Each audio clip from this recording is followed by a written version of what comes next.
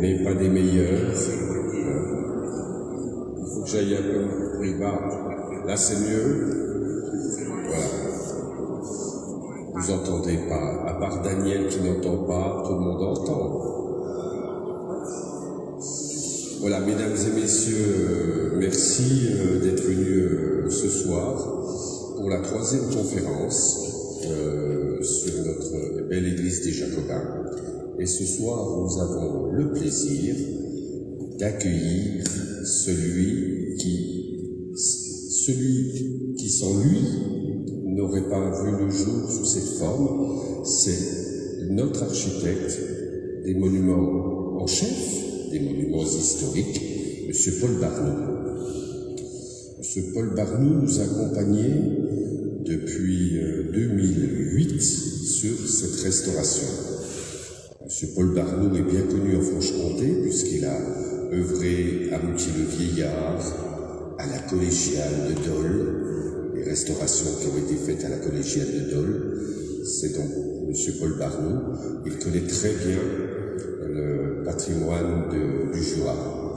On avait à l'époque travaillé avec quelqu'un de fort intéressant sur la DRAC de Franche-Comté, c'était M. Migneret. Oui, M. Migneret, on avait beaucoup travaillé avec M. Migneret qui était directeur régional adjoint et qui depuis est directeur régional des affaires culturelles. Ah, et maintenant, on me dit qu'il est devenu directeur des inspections des monuments historiques, donc des évolutions de vie. Et donc, heureux, merci, un grand merci de vous déplacer depuis Lyon pour nous faire cette conférence sur cette belle église. Et nous sommes à 8 jours des grandes festivités. 8 jours où j'espère que Poligny sera en fait pour redécouvrir ce monument historique. En tous les cas, un grand merci au nom de l'ensemble de l'équipe municipale et des Polignois et Polignoises pour le travail, et je vais vous céder la parole. Malheureusement, je ne pourrai pas rester pour toute la conférence. Il y a beaucoup de manifestations, des assemblées générales, beaucoup de choses. Donc je vais en prendre le maximum. Je sais que vous pourrez avoir toutes les informations avec M. Barnoux, que je remercie encore.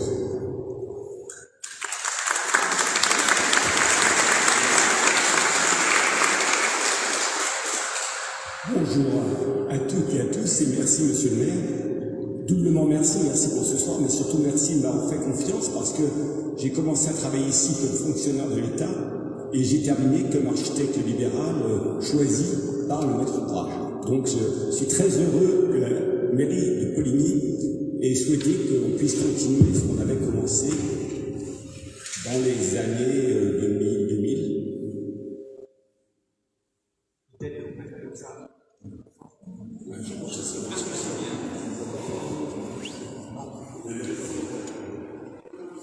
Ouais. Donc voilà. Donc cette église de Poligny, c'est un des 2 monuments avec la Charité-sur-Loire qui ont jalonné pratiquement toute ma carrière. Je suis au soir presque à la limite de ma carrière, je suis en train de finir. Et cette église de Poligny, j'en ai entendu parler dès 1987 quand j'arrivais dans le Jura. C'était en cours de discussion. Il y a eu un projet assez long d'élaboration. On a commencé les travaux en 2008, après avoir réalisé la couverture de Moutier-le-Vieillard qui était une urgence. Et on a continué 2008 jusqu'à 2021. C'était vraiment une histoire assez longue et qui ne s'est pas arrêtée. Hein. Ça a été un chantier pratiquement continu. Donc c'est une longue affaire. Donc cette église était extraordinairement attachante. Vous avez la photo, vous devez vous souvenir à droite de ce qu'était l'église avant l'intervention. Elle était absolument pleine de charme. On avait l'impression d'entrer dans un livre d'histoire et une église transformée en cave à vin et dont l'ambiance était proprement extraordinaire. C'est qu'on a l'impression d'arriver dans un édifice avant que l'édifice ait vu la main du restaurateur. Les restaurateurs sont un peu comme des ethnologues à la recherche de la peuplade qui n'a jamais vu ethnologue. Chez nous, c'est un peu pareil. Trouver un monument qui n'a jamais été, ou très peu, bousculé, manipulé, c'est tout à fait extraordinaire. Et on trouvait l'ambiance absolument fantastique de cette église. Et en matière de monument historique, très souvent, on restaure dans un état, on peut dire neuf. Là, on avait envie de restaurer dans un état qui garde quelques traces du passé d'édifice, de son devenir et de son ancienneté. Très généralement en France, on a été dans la lignée d'Eugène Vielle-Luc qui ont fait des restaurations impeccables. Eugène Vielle-Luc, qui était un très grand restaurateur, disait même il faut parfois restaurer un édifice et l'amener dans un état où il n'a jamais été. On n'en est pas tout à fait là, mais je me sens très proche aussi d'un écrivain anglais qui s'appelle Ruskin et qui vantait la valeur d'ancienneté, qui disait que ce qu'on pouvait dire sur un édifice, ce que le temps avait fait, aucun homme n'était capable de le faire, il fallait soigneusement le conserver. C'est un peu ce qu'on a tenté de faire ici, et c'est quelque chose d'un peu atypique dans la restauration française qui très généralement remet les édifices dans un état neuf, proche d'un état neuf. Voilà. Pour vous dire, ce genre de démarche n'est pas toujours comprise par les gens de notre administration, par beaucoup de monde. C'est assez difficile à faire passer, mais on y arrive quand même. Mais là, ça a été particulièrement difficile. J'ai eu quelques observations sévères. Et puis finalement, on a fait ce que j'avais à peu près prévu au départ, c'est-à-dire cet état où on a le haut de l'église qui est dans un état, on peut dire, assez neuf, et le bas de l'église qui est dans un état que je qualifierais d'archéologie douce, c'est-à-dire qu'on voit des traces du passé, mais on a essayé de faire en sorte qu'il soit harmonisé, que ça ne soit pas désagréable aux yeux, à la figure, et qu'on soit dans un état que je qualifierais d'harmonisé doux. Alors, je vais vous montrer quelques photographies de ce que l'agence a pu faire à droite et à gauche en matière de restauration en conservation. C'est une démarche qu'on ne peut pas faire chaque fois, tous les édifices s'y prêtent pas, mais un certain nombre d'édifices s'y prêtent, donc je vais vous le montrer. Et c'est un peu ce qu'on a essayé de faire ici.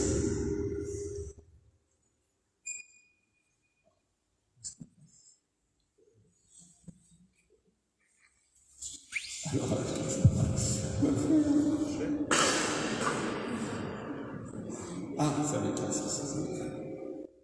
Voilà. Donc ici, on est à Saint-Claude, au musée d'Abbaye, et on a une espèce de très grand couloir dont on a gardé une cinquantaine de mètres, mais qui était beaucoup plus long que ça, qui était qualifié de cloître et qui reliait l'abbaye, on peut dire, qui était considérable, c'est une très grosse abbaye, à l'église. Et donc, dans ce cloître qui se trouve dans des maisons ou au sous-sol, qui a été remembré progressivement, c'était découpé par différents murs, c'est des caves. On avait un état absolument extraordinaire du mur qui était, des murs, certains sont récents, certains sont anciens, et on a voulu garder les choses telles qu'elles sont, et surtout ne pas faire un enduit complet, ne pas remettre tout ça à neuf. Donc ici, le plancher en bois est neuf, il était comme ça, c'était du bois, mais tout le reste, c'est en quelque sorte la situation qu'on a trouvée, qu'on a restaurée de façon très limitée, très localisée. Voilà.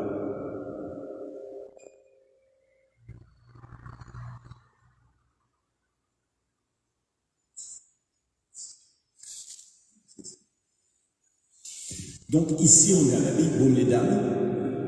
Vous avez à droite l'abbaye avant et en haut à gauche l'abbaye après. Et à Baume-les-Dames, on avait aussi exactement un édifice un peu comme ici qui avait un charme fou, qui n'était plus une église, qui avait été une église d'abbaye et qui avait des grands parements en pierre tout à fait magnifiques, beaucoup d'éléments qui avaient disparu, certains qui étaient conservés, par exemple les chapiteaux qu'on a en haut à gauche étaient conservés, mais pas les colonnes, donc on a refait des colonnes pour supporter les chapiteaux, mais on a parmi l'édifice à neuf, et vous voyez en bas, on a essayé de garder ce qui pouvait être des bouchages un peu tardifs de ce qui était l'église du XVIIIe siècle. On n'a rien inventé, on a essayé choses telles quelles. Donc c'est une démarche que je qualifie en conservation. On n'a pas cherché à faire un mur lisse au fond, on a laissé les pierres apparentes, mais on a laissé un peu plus simple pour que ça soit regardable. Donc c'est une démarche qui est à la fois archéologique, on peut dire, on essaie de conserver les choses comme elles sont, mais aussi esthétique. C'est-à-dire que certes, on présente un état lié à différentes choses d'époques variées, qui coexistent, qui sont s'imposer, mais on essaye d'adoucir tout ça, de faire en sorte que esthétiquement ça passe. Donc il y a une démarche qui n'est pas complètement, on peut dire, technique, intellectuelle, qui est aussi une démarche de sensibilité, je pourrais qualifier d'artistique, esthétique, mais dans notre milieu de la conservation des monuments historiques, c'est un gros mot de paradigme, mais moi j'en parle jamais. Donc ici on est à Châtilly-sur-Loire, dans un bâtiment qui avait également un charme absolument extraordinaire quand l'arrivée. Donc vous voyez à gauche cette porte de bois très sommaire de campagne qui laisse passer un peu de soleil. On a essayé de refaire un peu pareil. Et à droite on a donne accès à des salles capitulaires. Dans le même ensemble, on a cette salle capitulaire où on a essayé de garder au maximum quelques fragments de sol que vous voyez à gauche, quelques colonnes épouffrées. On n'a pas du tout restauré toutes les colonnes, parce qu'on aurait pu refaire les bases, refaire les colonnes, on ne l'a pas fait. On a recollé des morceaux de chapiteaux qu'on a trouvés dans le sol, et puis on a essayé de un peu tel tisson en essayant de garder comme de précieuses reliques toutes ces traces d'encrassement, pour dire qu'on a un peu à droite à gauche. Et on a mis des bras de lumière avec des morceaux d'albâtre. Pourquoi l'albâtre? Parce que l'albâtre n'est pas une matière nette, c'est pas une matière finie, c'est une matière qui a des veines, qui est un peu comme le marbre, et donc qui va particulièrement bien dans cette ambiance d'éléments qui avaient. Donc vous voyez là, par exemple, un mur, on a gardé les enduits, on a gardé les pierres apparentes qui revenaient un peu en surface, on a harmonisé un peu tout ça pour que ça ne saute pas trop à la figure.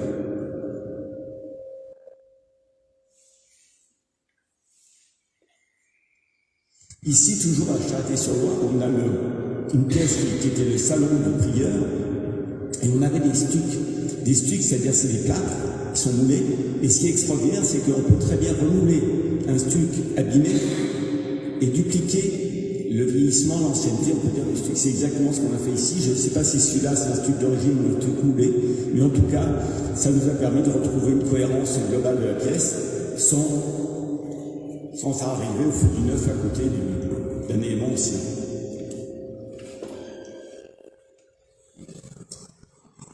Voilà, alors ici, toujours à la Charité-sur-Loire, un portail qui donnait les premières travées d'église, et ces travées ont été détruites. Et donc les premières travées sont devenues une place. Et on avait ce portail qui était très noir et relativement dangereux, il y avait des morceaux énormes qui menaçaient de s'effondrer, il était couvert d'une terrasse. La terrasse fuyait et l'eau passait à travers. Donc il était en très très mauvais état. Mais en même temps, l'ancienneté, la dissolution des pierres de ce portail nous paraissait extraordinairement belle, et on voulait surtout le garder. Donc on a consolidé les pierres de façon active avec des restaurateurs. On a changé 2 pierres, je crois, en tout et pour tout, et on a essayé de garder ce passage du temps qui nous paraissait là tout à fait intéressant. Il me semble que si on s'était engagé dans une technique un peu classique de restauration, on faisait tout, on changeait tout. Donc il y a à la fois un aspect qui est un aspect, on peut dire, esthétique, conserver des choses qui ont vieilli parce qu'on trouve qu'elles sont intéressantes à voir. Il y a également un aspect économique. C'est-à-dire qu'il est évident qu'une restauration en conservation coûte beaucoup moins cher qu'une restauration refaite tout à l'heure. Alors voilà, ce qui est assez curieux, c'est que dans le service des monuments historiques, la tendance serait de dire une statue, on n'y touche pas, c'est de l'art, une sculpture, on n'y touche pas, mais ce qui est de l'ordre du maçon, le dé qui est en dessous, on le refait. Donc, je ne comprends pas bien cette dichotomie. Il me semble que le dé sculpté en dessous est aussi intéressant que la sculpture, et qu'il faut garder les 2 tels qu'ils sont, et c'est un petit miracle de les voir parvenir jusqu'à nous. En plus, cette pierre qui est une pierre très tendre, hein, c'est pas le cas de toutes les pierres, c'est rarement le cas des pierres à Franche-Comté, elle vieillit de façon intéressante. C'est-à-dire qu'il y a des desquamations qui sont très belles, et la pierre un petit peu mangée, un petit peu prise par le temps, est très belle, ce qui n'est pas toujours le cas. Il y a des pierres qui éclatent, qui sont changées, qui ne sont pas formidables, on va le voir tout à l'heure.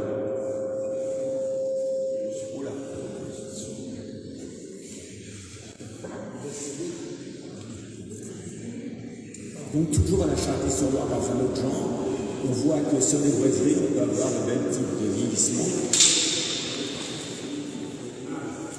Ce qui a été extrêmement difficile ici, c'est que ces boiseries ont été démontées, sont parties chez le menuisier avant que j'ai eu le temps d'y ouf, et qu'ils ont décapé sauvagement toutes les peintures. Donc ces peintures qui étaient magnifiques, on a voulu les garder, elles sont parties, on a dû les refaire la photo, mais c'est pas de challenge. Ce qui est très beau ici, c'est qu'on a une peinture sensiblement verte, et on voit des petits rechampis, ce qu'on appelle des rechampis, des fonds de moulure, qui sont bleus. Et c'est extrêmement subtil, et c'est beaucoup plus subtil que ce qu'on voit souvent dans le même genre, où on a une espèce de contraste de couleurs. C'est pas du tout ça, les rechampis d'origine. On était vraiment ton sur ton, on cherchait à marquer une ombre, une lumière.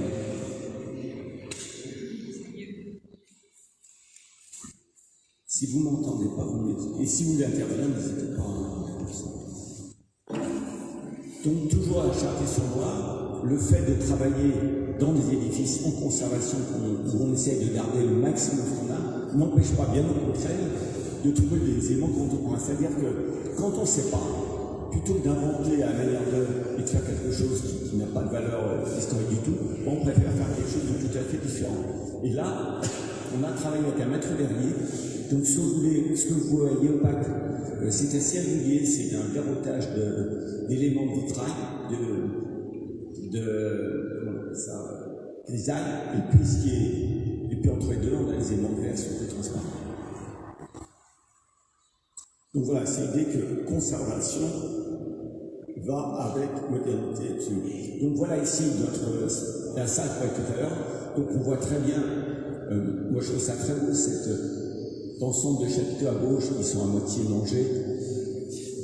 Si on restaurait, ça aurait plus rien à voir, ça serait vraiment du neuf.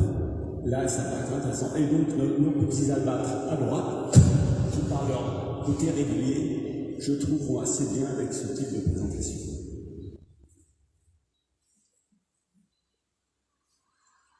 Le salon de prière qu'on voyait tout à l'heure, donc avant à droite, après à gauche. On avait une espèce de coloration ocre dans tout le salon qui devait rappeler le bois, parce que c'est que souvent les lampes religieuses sont en bois apparent, et donc on a réussi à se restaurer en essayant de garder au maximum les quelques règles de couleur qu'on avait et de simplement les compléter, de ne pas les refaire.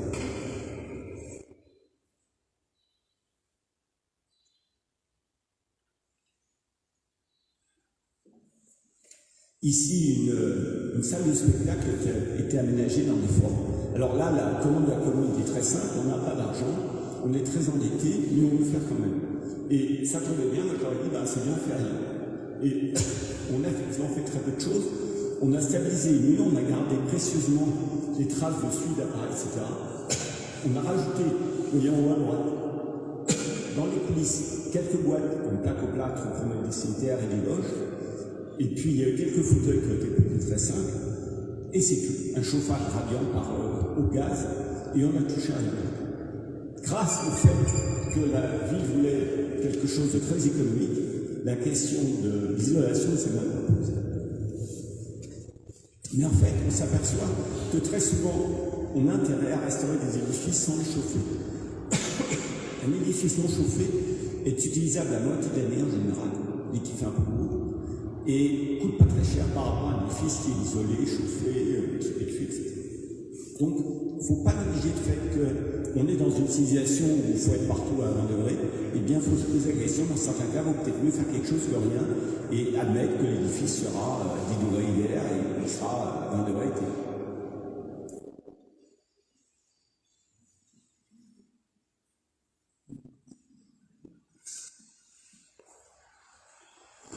Donc ici, on peut dire qu'on est un peu dans le même principe. On est sur cette fontaine, vous voyez là où on devrait, dans le Morvan, sur un site gallo-romain, gaulois on peut dire, est une invention totale. On savait qu'ici, il y avait une fontaine, ça avait été fouillé, c'était complètement désorganisé, et plutôt que d'essayer de restituer une fontaine gauloise qui me paraissait un petit peu stupide, parce que ça aurait été vraiment du neuf, on a préféré faire un aménagement contemporain avec un ami paysagiste qui est l'auteur du projet, on peut dire.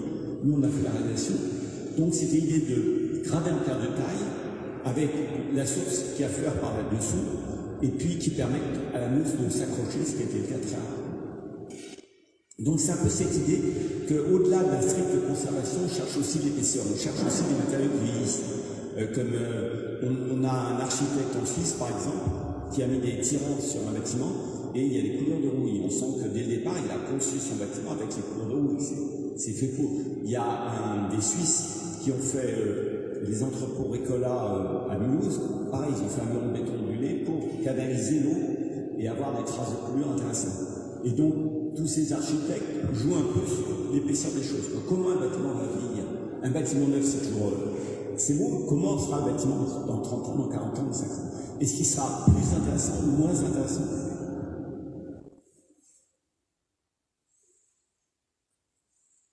C'est très intéressant pour les bâtiments modernes de les voir vieillir.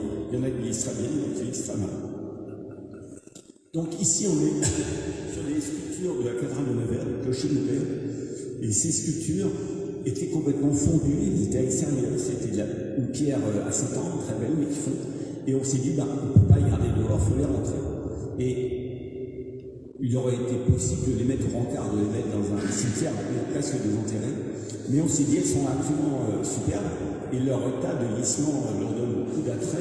Il faut les rentrer, et il faut que les gens puissent les voir. Donc là, elles sont au même endroit où elles étaient avant, mais au lieu d'être à l'extérieur, elles sont à l'intérieur. Donc on a fait une espèce de console métallique, et on a placé ces sculptures devant. Donc maintenant, on peut voir ces sculptures vieillies, mais elles ne vieillissent plus, puisqu'elles sont à l'intérieur. À droite, on voit un Saint-Jacques.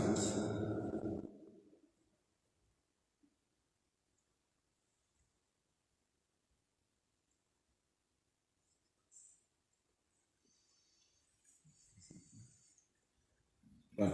Donc on revient à notre église, tout à fait extraordinaire, l'église Cavavin, telle qu'on a pu la découvrir au départ. Donc là, on regardait vers l'ouest, juste au moment où la rose a été découverte, c'est-à-dire qu'il y avait devant des briques. Et en fait, ce qui se passait dans cette église, c'est que comme elle a servi de Cavavin, elle a servi beaucoup de choses. Elle a servi de gymnase de Cavavin, de caserne des pompiers, de Halloween, enfin, beaucoup d'usages divers et variés. Et au moment où elle a servi de Cavavin, on l'a cherché à couper une baie pour trouver plus de fraîcheur et plus d'ombre.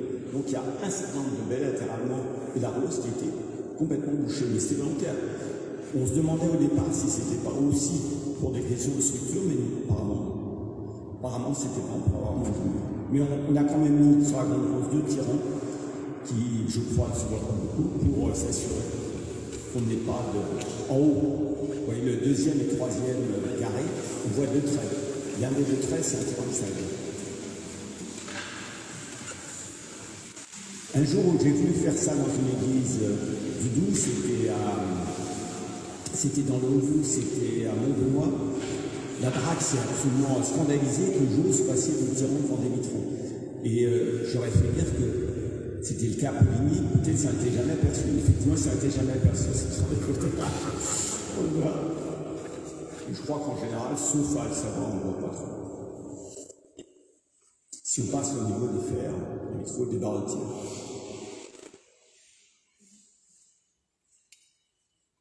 Donc, un mot sur l'église. Pourquoi l'église s'est transformée en fruitière viticole? Parce qu'on est dans une église de couvent, d'ordre mendiant, dominicain. Les ordres mendiants, c'est qu'il y a 2 grands ordres mendiants, c'est dominicains, les franciscains. Dominicains, ça a été créé dans le sud de la France, c'est franciscain à Assise, dominicains plutôt à Toulouse. Donc il y avait dans beaucoup de villes un couvent de franciscains, un couvent dominicain qui s'appelait les Jacobins, un couvent de franciscains qui s'appelait les Cordeliers. Dans beaucoup de villes, vous avez ça, c'est les ordres urbains, alors qu'avant on avait jusque-là surtout des ordres ruraux, cisterciens, mutins, etc. Tout d'un coup, on avait des ordres urbains, qui étaient des ordres dits mendiants, c'est-à-dire qu'ils vivaient de la charité des gens, mais pour les Jacobins, ils étaient aussi prêcheurs, c'était des champions du prêche, du sermon. D'ailleurs, ils savaient que pour retenir l'attention des gens, il ne faut pas dépasser 7 minutes. Je crains que je les dépasse un peu ce soir, mais les dominicains considéraient toujours qu'un bon sermon doit tenir 7 minutes. Au-delà, les gens décrochent. Donc des ordres extrêmement importants qui sont venus en ville, et puis alors les gens étaient tout à fait fascinés par ce clergé qui n'était pas... qui étaient vraiment sincères, qui étaient moins intéressés par l'argent que le clergé régulier. Ils ont eu un immense succès. Et ça explique en partie le fait que l'église soit construite vraiment en ville, dans la ville assez serrée, et pas sur une place avec un peu d'air. Ils se sont mis là où ils ont pu. Le couvent était à côté, l'église. Et ces ordres, les ordres monastiques, et bien la Révolution, leurs biens ont été vendus souvent comme biens nationaux. Et donc vous avez plus souvent des églises et des couvents qui ont été vendus que des églises paroissiales qui ont été transformées en temples à maître suprême ou à différentes choses. Et qui en général après sont devenus des églises. Donc ces couvents ont pas mal souffert, et celui-là a énormément souffert, c'est un de ces grands problèmes. C'est-à-dire qu'on a séparé l'église du couvent. Et le couvent est devenu lycée, et on l'a reconstruit. Quand on arrivait dans cette église, les premières opérations, on n'entrait pas sur la tribune. Parce que l'entrée sur la tribune se fait depuis le lycée, et rentrer dans le lycée, c'est assez compliqué. C'est pas la même administration, enfin, tout est compliqué. On l'a fait une fois, mais c'est compliqué. Alors on a créé une porte qui donne sur l'escalier qui menait au communes, qui donne maintenant ici. Donc, cette séparation de l'église et de son couvent, c'est certainement un traumatisme extrêmement profond. Traumatisme également qui arrive au fait que la toiture du collatéral sud est encaissée dans l'église. La colonne ne se plie pas. D'où la nécessité d'avoir un tuyau de descente dans l'église, c'est quand même un peu baroque, et d'évacuer l'eau sous le sol de l'église. Donc le jour où il y a un énorme orage, une énorme pluie, où il y a un pigeon mort dans la descente, c'est pas très bien, c'est pas très pratique. Alors on a essayé de faire ça au mieux, on a fait le au cuivre, etc., etc.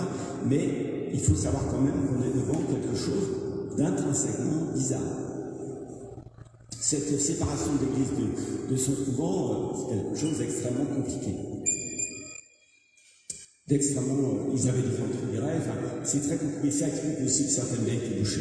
Voilà.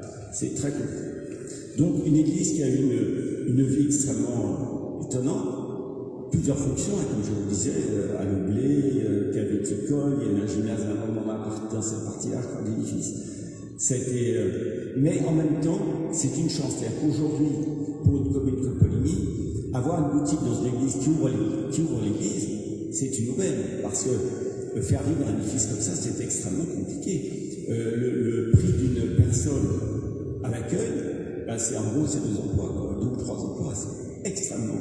Vous regardez quoi ça coûte, vous apercevez rapidement que même si vous êtes payé l'entrée quelques euros, on n'arrive vraiment pas à payer des gens qui font visiter. Dans tous les monuments historiques, d'ailleurs, en général, sauf fréquentation remarquable, on a énormément de mal à établir le petit équilibre, c'est-à-dire l'équilibre de fonctionnement du bâtiment.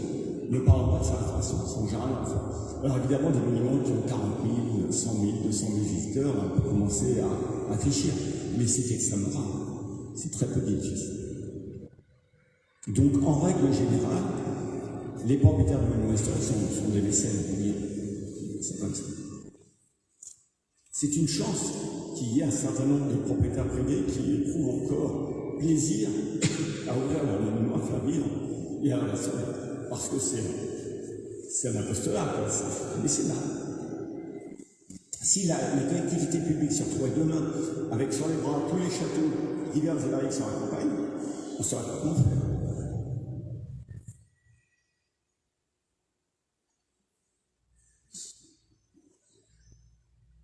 Voilà, l'église telle qu'elle fonctionnait, c'était absolument extraordinaire. On a l'impression d'être dans un tableau flamand, avec autant de la découverte de la perspective avec tous ces cartons qui semblent.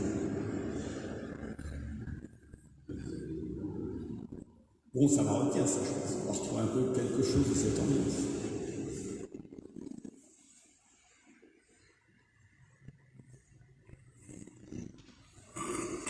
Alors là, on voit très bien que... Non, mais il faut l'étudier. Alors, voilà, on commence à rentrer dans le détail. Donc, quand on regardait bien ce qu'on pouvait voir, Jacques d'Ambly qui se tombait, on voyait très bien qu'il y avait des décors partout. Mais il fallait un œil un peu exercé. Parce qu'on a réussi à m'écrire qu'il y avait très peu de décors dans l'église, il n'y en avait que dans la partie des collatéraux nord. Si on voit dans le fond, vous voyez bien qu'il y en avait partout. Je disais, regarde. Mais pour ça, il faut avoir un petit peu exercé. Donc ça, c'est l'église avant.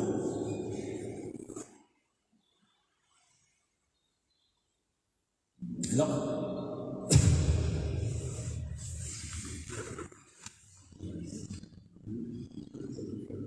voilà, ce passage du noir au blanc, c'est tout à fait suffocant. Le noir, c'est les émanations d'alcool. C'est-à-dire que comme il y avait des cuves, il y avait des émanations d'alcool qui finissaient par se fixer. Mais c'est d'une poésie tout à fait extraordinaire de voir comment tout ça peut évoluer, arriver, se développer. On prendra un tableau d'art contemporain, on va voir des choses comme ça dans la galerie. Et donc voilà, sur le collatéral, c'est celui-là, et on voit bien la descente pluviale qui arrive au milieu de l'église et qu'on a gardé pour prolonger. C'est tout à fait étonnant de voir une descente pluviale en plein dans une église. Quand même, je ne connais pas d'autre cas. C'est quelque chose de tout à fait. Et puis alors, la seconde, on a ces bactéries alcooliques là, qui vont un peu partout et qui noircissent un peu les murs. Voilà. Tout à fait classique. On a, à la Chartres-sur-Loire, je vous montrais tout à l'heure, on a également le marchand de vin qui s'est installé dans les bâtiments. Et on a également ce type d'émanation alcoolique. Donc certes, là on a quand même envie d'en noir, mais on a envie de garder quelque chose de cette épaisseur.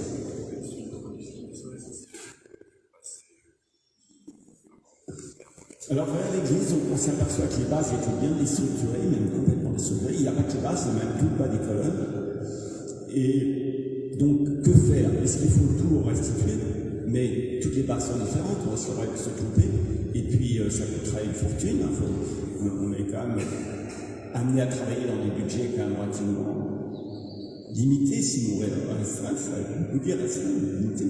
Et puis moi je trouve que c'est le charme de l'édifice d'avoir des parties hautes relativement bien conservées, puis des parties basses un peu mutilées, un peu transformées.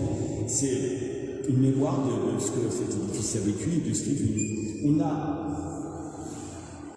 là quelque chose de tout à fait étonnant. C'est que vous avez à gauche un morceau de bois qui a été placé un moment pour combler un vide d'un kilomètre. C'est vraiment les moyens des bois. Et alors à droite, on commence à voir ce qui est tout à fait remarquable. Et on va en parler pas mal, c'est ce décor gris qui recouvre un décor rouge. Alors on est dans une église, une des plus anciennes églises de la région, au XIIIe siècle, transformée au XVe siècle. L'église s'est agrandie par là. Après, il y a eu un retable au XVIIe siècle. On a construit une travée de plus au XVIIIe siècle. On travaille avec la rose tribune.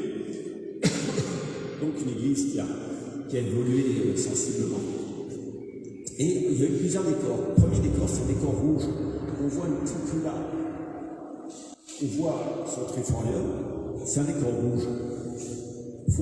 Essentiellement rouge. Un peu d'ocre, mais surtout rouge. Après, on a eu un décor gris, qui est probablement un décor du XVIIe siècle. Et puis au XVIIIe siècle, il n'y a plus de décor du tout. Tribune, il n'y a plus de décor. Quand on a restauré, on a retrouvé donc un badigeon qui est plutôt blanc et qui est venu recouvrir les décors précédents. Donc quand on a fait des recherches de décors, on a commencé à les capter, on a trouvé du gris partout. Donc le gris était tout à fait légitime, plusieurs gris d'ailleurs, plus ou moins foncé. Le gris s'impose comme le décor de référence, le décor du XVIIe siècle. Mais il y avait des choses remarquables qui ressortaient, qui étaient ce décor rouge qu'on voit là, on a cette tribune. Donc on a fait quelque chose qui est une monstruosité en termes de restauration. On n'a pas restitué un état précis, on a fait quelque chose qui nous plaisait. En restauration, il y a un mythe qui veut qu'on prend l'horloge à remonter le temps, on remonte et puis on dit, bah voilà, ça attend 742. Et alors on restaure déjà 742. Cette vision des choses est complètement farfelue et stupide. Ça n'existe que dans les cabinets de gens qui travaillent des bouquins, mais qui n'ont jamais vu une église de près ou un chantier. En fait, dans une restauration, il faut toujours un état hybride qui n'a jamais existé. Donc le fait de dire, en général, quand on veut torpiller un projet dans les monuments historiques, on dit vous créez un état qui n'a jamais existé. On crée toujours des états qui n'ont jamais existé. Pour vous donner un exemple, prenez une église lambda, on fait des petits trous pour voir s'il y a des peintures dessous. On trouve des peintures. Si c'est des peintures du XIIIe siècle très intéressantes, on les dégage. C'est logique. On a envie de les voir. Et souvent c'est très bon, on ne regarde pas. Eh bien, c'est pas pour autant qu'on massacre les 3 retables du XVIIIe qui sont dans le cœur, qu'on enlève les confessionnaux du XIXe siècle, etc. Tout ça peut très bien vivre ensemble. Évidemment, c'est un état qui n'a jamais existé, c'est évident. Mais on harmonise, on fait ce qu'on a, et puis on essaye de tenir compte de... Alors on tend bien sûr à rester humanitaire, ça je suis bien d'accord, mais on tend à... On fait avec son âme. On ne va pas démolir quelque chose sous prétexte que c'est pas conforme à la doctrine. Donc c'est exactement ce qui s'est passé ici. Alors il y a un grand débat. Donc on valorise le décor gris, est-ce qu'on garde les clés de voûte rouges? Et il a été conservé finalement les clés de voûte rouges, surtout celles qui sont du milieu, sont intéressantes et qu'on avait gardées.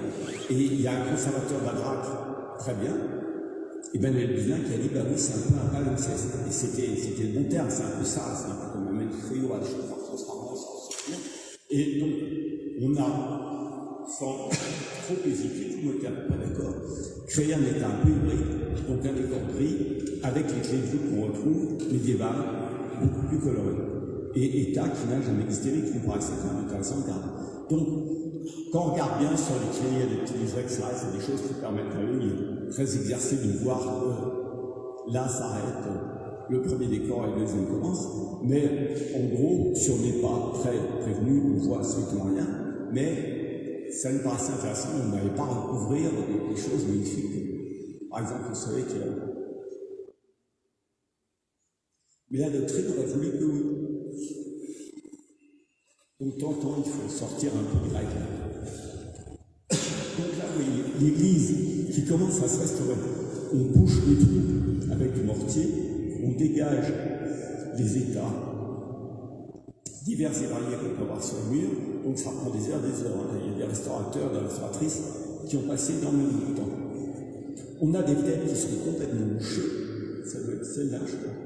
Donc ils sont dans des très brefs, dans un état vraiment étonnant. Donc là, on se dit, bon, on va enlever, c'est quand même pas génial. On va remettre un vitrail. Donc il ne s'agit pas non plus de garder l'édifice tel qu'il est. Il s'agit de garder certaines choses et d'en transformer d'autres. C'est un choix. Et ce choix, finalement, quelle en est la règle? La règle, c'est la cohérence générale. C'est une règle pour laquelle philosophique. Moi, je prends tout à fait ce terme, je ne le répugne pas. Mais très franchement, au nom des polymétriques, c'est un gros mot dire ça. Alors voilà le décor en cours de dégagement. Vous voyez ce décor gris ressortir sur la trace et les petits gris sur le toit d'à côté ressortir également. Donc tout l'édifice a été gratté au scalpel, centimètre par centimètre. Les trous de bûchement des lutins ont été rebouchés. C'est un gros travail que ça m'a revenir, c'est un gros travail. C'est relativement récent qu'on considère qu'un petit décor répétitif et simple puisse faire l'objet d'un dégagement et d'une restauration. Jusqu'aux années, disons, 90, on aurait dit, ce décor est peut-être pas mal, on va le refaire. Donc on gratte tout et puis on refait un ampli et on refait un décor neuf. Là, on a gardé le décor ancien et on l'a simplement complété. Mais en gros, on a vraiment le décor ancien, sauf à certains endroits comme les colonnes qui n'avaient plus de décor, on va être bien en colonne.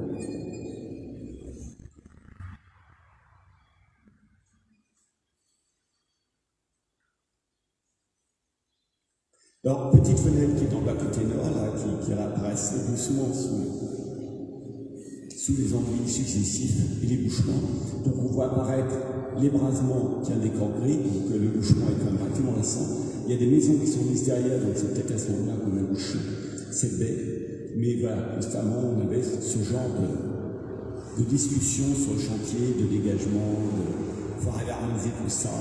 C'est pas toujours facile parce que c'est pas toujours un bon état. On essaie de conserver le maximum, mais il n'y en a pas toujours. J'ai reçu récemment une lettre qui me disait qu'il y avait des trous ici qu'on n'a pas conservés. J'avoue qu'il me semble qu'il y a eu des trous de fenêtres qui étaient bouchés, qu'on a rebouchés, parce que l'édifice a été allongé par là et que la couverture a été allongée par ici. Donc il y a probablement des endroits qui étaient à l'air, qui se trouvaient sous la toiture, mais j'avoue que j'ai peu de souvenirs très précis.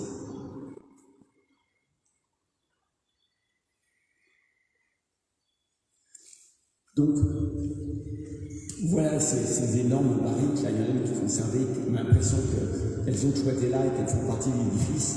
Pourtant, elles sont venues bien après, mais une fois que la crasse est passée, la poussière s'est accumulée, les toiles d'araignée se sont emparées d'ensemble, on a une espèce de poésie générale qui est tout à fait extraordinaire, qu'on aurait bien aimé garder, mais qu'on ne peut pas garder. Il y a un confrère, aujourd'hui décédé, qui disait « On restaure parce que c'est notre métier, mais c'était toujours mieux avant ».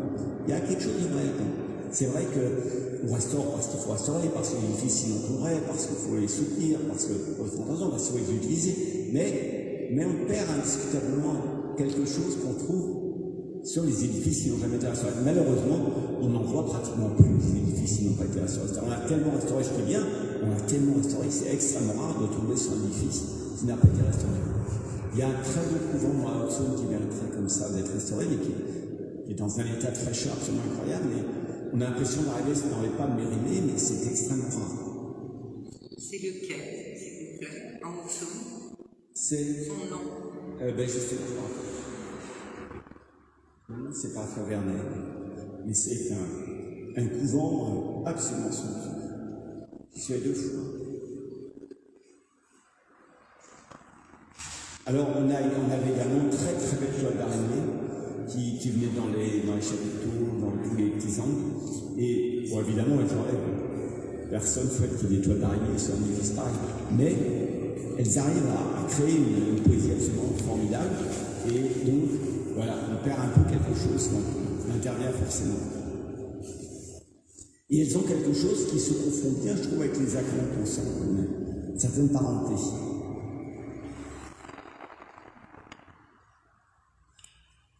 Alors là, vous avez le décor rouge qui apparaît un petit peu, le décor gris qui descend sur les colonnettes, je ne sais plus laquelle c'est.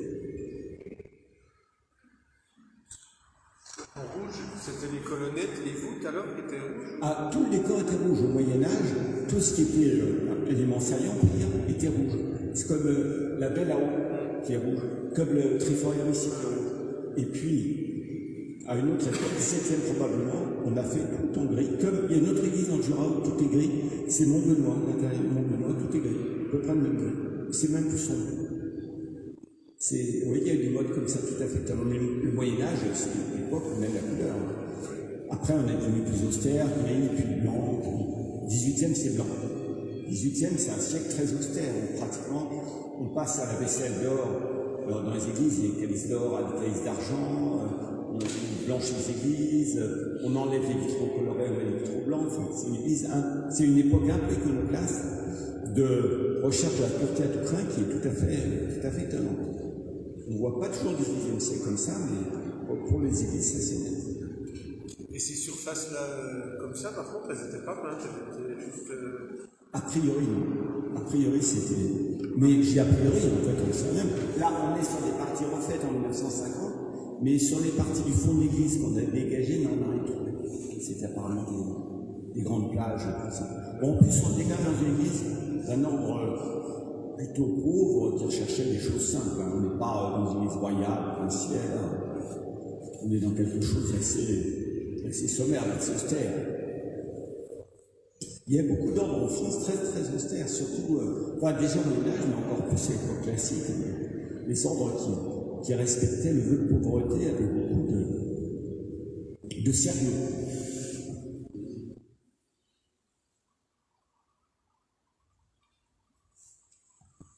Le triforium qui est là-bas, où on a gardé les pierres. Pourquoi on a gardé les pierres? Parce que l'église, on voit très bien d'ici, elle a bougé pas mal, et elle bougeait encore. On a mis des cintres en bois dans les combles qui sont restés un peu.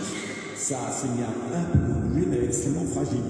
Donc, mon avis, c'était l'avis de M. Delquet du bureau de contrôle sur Cotex, c'était qu'on n'avait pas tellement intérêt à chatouiller trop l'édifice. Donc, on a laissé le bouchage. On nous a demandé de garder la trace du triforium, pourquoi pas, mais on a laissé le bouchage. À déboucher, on craignait que l'édifice, dans sa structure, gigote un peu parce qu'on était en partie la fiche a été de l'église, qui sont les deux travées devant la tribune. Vous voyez la courbe, elle n'est pas tout à fait droite. C'est pas volontaire, hein, c'est du passage du temps.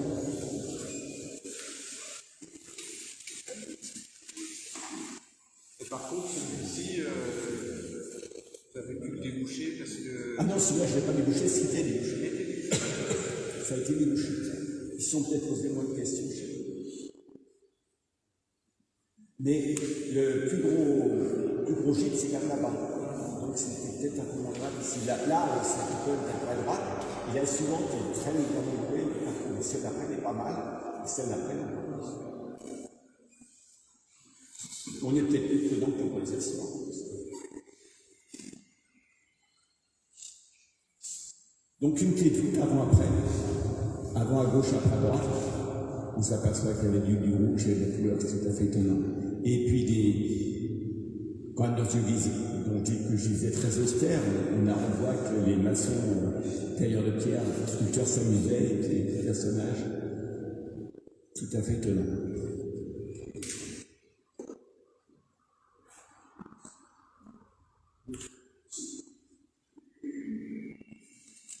Donc, là, on voit bien le décor rouge qui apparaît dans un ébrasement de fenêtre et le faux joint qui est fait avec deux traits blancs. Et souvent, on a ça au fond du triforium ici. On voit qu'il y a deux traits rouges, là complété d'ailleurs le décor, il y a deux traits rouges qui marquent chaque joint.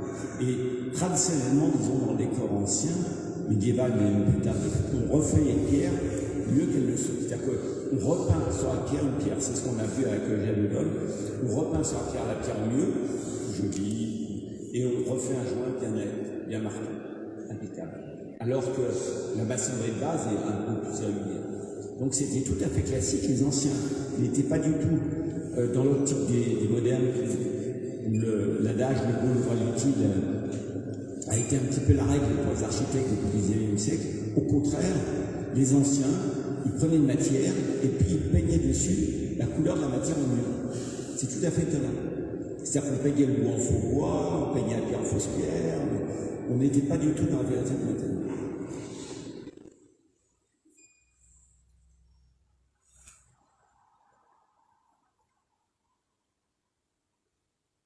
Alors voilà cette fameuse clé avec le soleil magnifique qui est sur un décor gris. Donc le décor gris n'a rien à voir avec le soleil rouge et jaune. Mais c'était pas une raison pour passer un peu de blanc sur le soleil. Vous voyez les difficiles dilemmes devant lesquels on est. Est-ce qu'on est face au monde d'une pureté de principe ou est-ce qu'on garde là? Sinon on garde finalement, c'est pas très gênant, en vrai, avec du jaune et du rouge, même si ça n'a jamais existé. Donc vous avez en bas le début du dégagement. On commence à voir apparaître des rayons, et puis en haut, la fin du dégagement, avec quelques trous qui ont été comblés, et à droite, vous avez des éléments qui ont été déjà complètement restaurés, et d'autres qui sont en cours de restauration.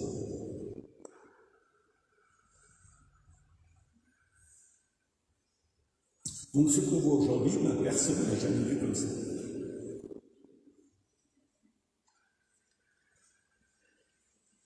Les clés de voûte, pareil.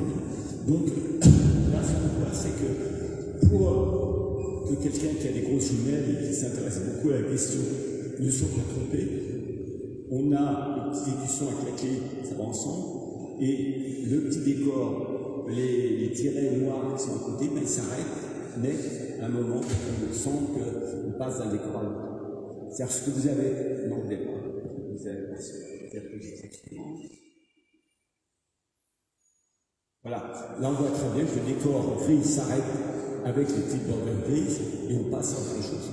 Donc c'est un peu bizarre comme arrêt, mais en même temps ça permet à quelqu'un qui s'intéresse au décor, à l'histoire du décor, de bien voir où est le décor 7e, où est le décor 13e. Enfin, on pense 13e. Mais ces clés de voûte peintes sont assez étonnantes, hein, c'est admirable.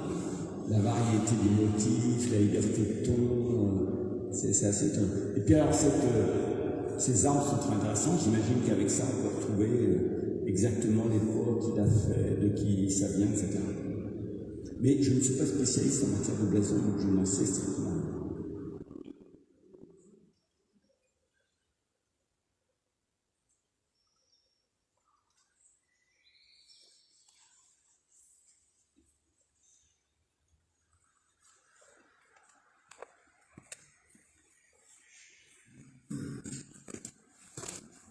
Voilà, donc là on arrive à ces grandes arcades qui sont absolument magnifiques et qu'on avait dès le départ avec les camions de la fruitière de l'époque.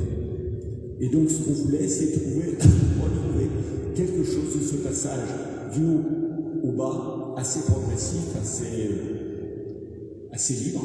Et comment est-ce qu'on passe d'un décor qui finalement est assez mieux conservé à quelque chose qui a complètement été gratté. Donc, vous allez voir par la suite, c'est une démarche qu'on a essayé de mener, mais qui n'est pas toujours évidente. Voilà, là, on voit bien ces piles. Comment est-ce qu'on peut passer d'un décor gris à faux joint à un bas de pile complètement à pierre barrée. Alors, le problème s'est posé récemment à la cathédrale de Chartres. À la cathédrale de Chartres, on a trouvé des décors, on a fait des décors, et on se demandait comment faire les bases. Et bien, comme ils ne savaient pas comment faire les bases, ils ont essayé d'autres de taille apparemment. Et on s'est fait un petit peu la même réflexion, c'est qu'on ne va pas inventer quelque chose, on va essayer de passer comme elles sont, mais on va laisser aussi comme elles sont, et on va essayer de créer une transition. Mais on ne veut pas d'une transition nette, on ne veut pas de quelque chose d'un peu scolaire, on veut une transition douce, pour que tout ça soit harmonisé. Et c'est là où on a eu quelques petites difficultés que je vais vous expliquer. Donc voilà une pile de référence, si on peut dire, et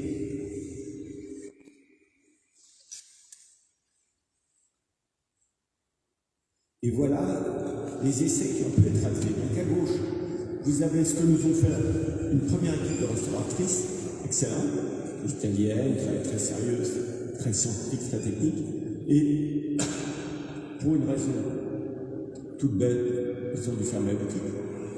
Et donc il a fallu refaire un appel, c'était assez compliqué.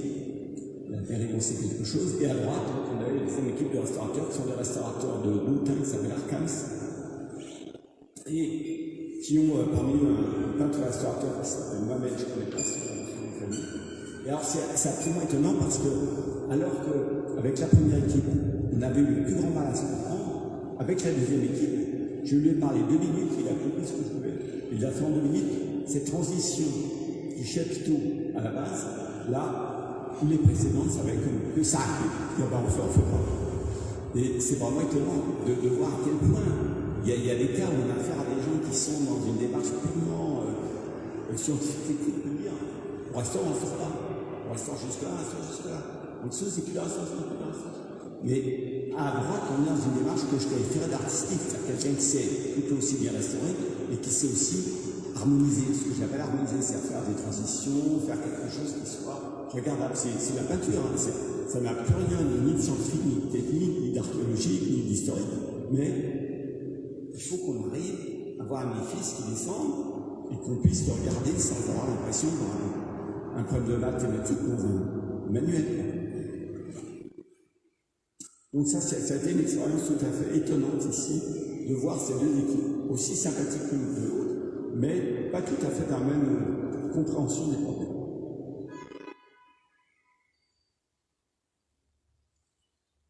Alors, une photo extrêmement intéressante, parce que quand on monte un échafaudage dans une église, on s'aperçoit de sa taille réelle. Il y a des églises énormes.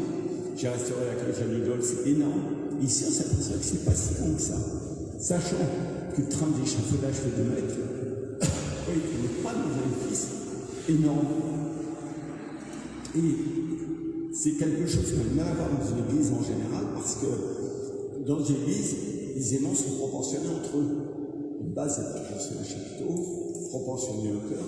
Donc on a l'impression de voir une église, c'est-à-dire en fait il y a des églises immenses et des églises petites. Et l'échafaudage, avec son côté industriel, normé, répétitif, permet tout d'un coup de comprendre où on est. On n'est pas dans un très grand édifice. Et c'est un peu son charme d'avoir une ambiance aussi extraordinaire dans un édifice qui ne manque pas si haut que ça passe.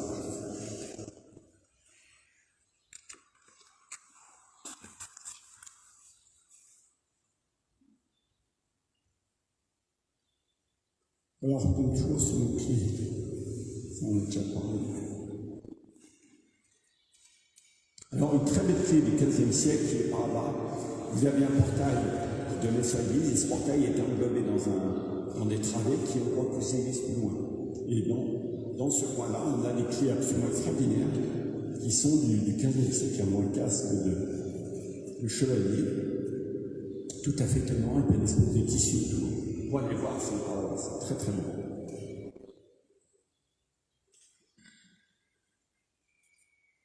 Alors on arrive ici. Alors, 2 choses. À gauche, vous avez les traces du corps gris. Et je vous disais que le gris n'est pas toujours la même couleur. Il y a des gris clairs, des gris foncés. Et là, on était dans un gris plutôt clair. Donc, bien traité autour d'un. Alors là, on est juste en face de la porte centrale. Et on a ce petit dessin de gris qui est tout à fait étonnant. Et puis à droite, on a le retable, donc, qui était constitué de marbre, un très beau marbre de Sampran, un marbre blanc veiné qui vient de je ne sais où, et puis une pierre coquillière grise. Et on aurait pu dire, alors on va restaurer, parce que c'est pas très compliqué à faire. On a les profils, on a les matières, on a tout. Alors, 2 choses. Déjà, les matières, on a du mal à trouver. Le marbre de Sampran n'existe plus.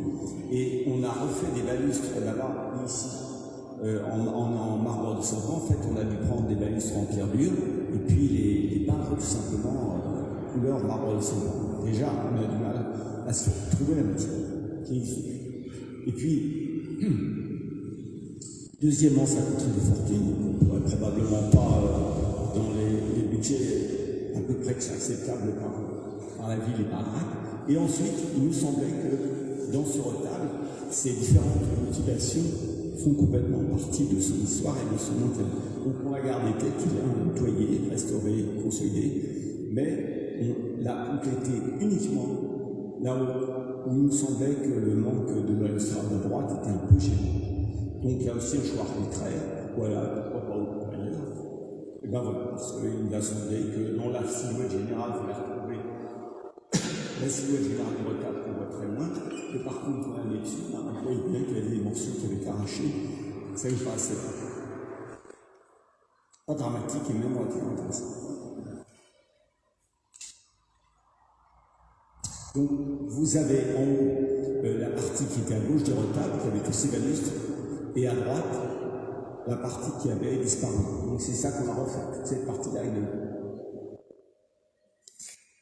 Vous aviez en bas alors, la partie qui est à droite du retable, avant, et puis le festival de toile d'araignée qu'on avait près des bases, à ce niveau-là. Donc, on peut dire que ce qu'on a fait sembler une toile d'araignée. C'est essentiellement ça. Mais ce retable, c'est un élément absolument formidable de l'Église qui contribue beaucoup à son intérêt. Bien qu'il n'ait pas grand-chose à voir avec l'architecture générale du lieu, le fait que ça c'est de trouver des retables modernes dans les églises médiévales, mais c'est vraiment autre chose. Nos tribés, nos tripodes, ici, on a dans le retable des sculptures absolument somptueuses, tant des enjeux, des boutiques que des chapiteaux, qui sont extrêmement fins.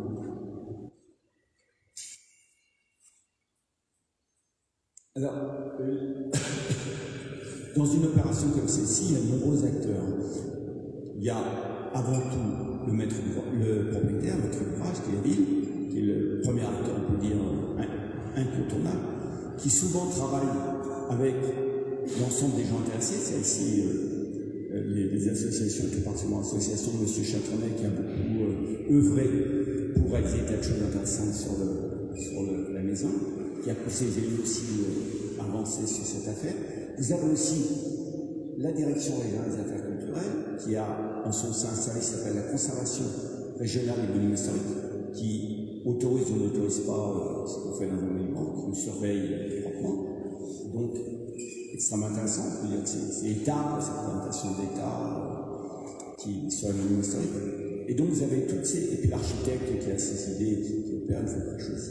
Donc, tous ces gens sont en principe autour de la table, en principe, et puis discutent des différents problèmes, et les décisions sont prises collégialement. Par exemple, le fait qu'on ait gardé le Triforion là-haut, c'était une volonté tout à fait explicite de la mairie. En fait, par exemple, ce sol, on va y revenir tout à l'heure, c'était une volonté tout à fait explicite de la DRAC qui ne souhaitait pas qu'on fasse un salon en pierre, mais qui souhaitait qu'on fasse un salon en béton. Donc voilà, tout ça est le fruit de discussions diverses et de choses variées. Et donc, voilà, on discute, on obéit, en sont des autorisations extrêmement disciplinées, on fait ce qu'on a de faire. On va reparler de cette question. Donc, oui, toujours ces sculptures tout à fait magnifiques en marbre qui ont été un peu altérées au cours du temps, donc c'est pour ça que le marbre a attiré un peu de couleur. Ça, c'est le marbre, ça ne peut pas se transformer, ça rentre vraiment en marbre, mais en même temps, c'est intéressant. On voit bien dans les différents groupes d'angelots ces teintes qui viennent progressivement imbiber le marbre un peu comme un buvard et qui sont là de façon tout à fait définitive. Ces sculptures sont absolument magnifiques. Et on arrive donc à notre église. Vous voyez ce qu'on voyait tout à l'heure, la comparaison d'une pile première équipe et d'une pile deuxième équipe. Là, c'est particulièrement flagrant de voir que la première équipe a une vision purement technique de son travail et la seconde complètement artistique. Donc je trouve que c'est absolument magnifique d'arriver à faire un dégradé de couleurs comme on a sur la coupe de gauche. C'est quelque chose de tout à fait extraordinaire, mais il faut le sentir. La personne qui a fait ça a tout de suite compris ce qu'on souhaitait. Enfin, il n'y a rien à dire. On lui a expliqué, chaque fois quoi. La fois suivante, c'était parfait. Mais je trouve que c'est là où on sent que la restauration, ce n'est pas qu'une technique, ce n'est pas qu'une méthode, ce n'est pas qu'une science, c'est aussi une sensibilité.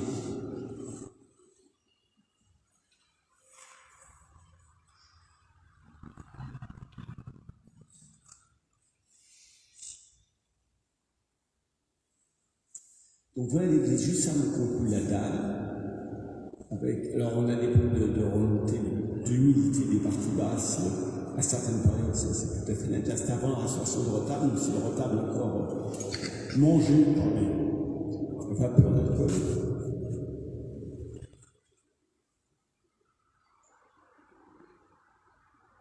Voilà les pieds après la restauration.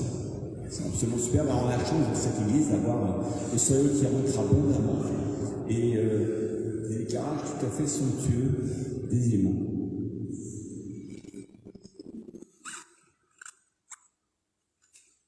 Alors ça, c'est un des chapiteaux qu'on a là. Une sculpture extrêmement fine, tout à fait extraordinaire. Enfin, vraiment, pouvoir approcher ce retable de très près,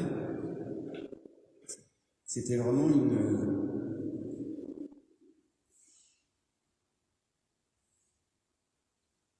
bénédiction. Voilà, ça c'est tout à fait extraordinaire.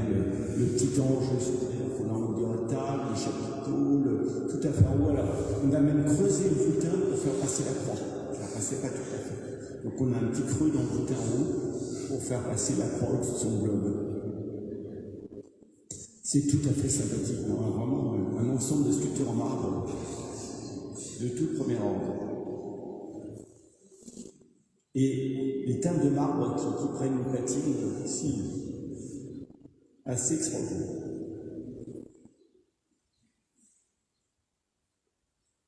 Donc là, on redescend, on retrouve nos piles. Donc vous voyez bien à gauche cette idée de la pile qui est bien conservée dans la partie haute et qui est un peu mutilée dans la partie basse. Et comment est-ce qu'on peut passer de l'un à l'autre doucement, harmonieusement, en essayant de ne pas provoquer quelque chose qui nous choque dans l'œil.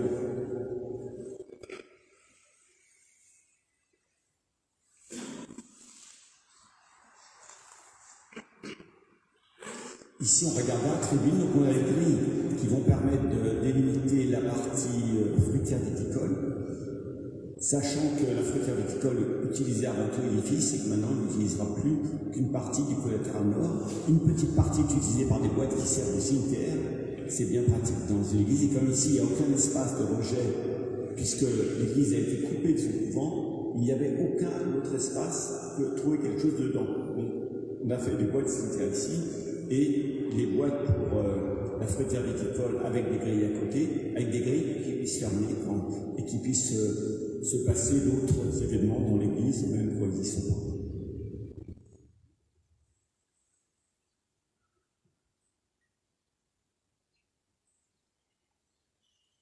Mais une église à multi-activité, je trouve que c'est tout à fait étonnant et intéressant.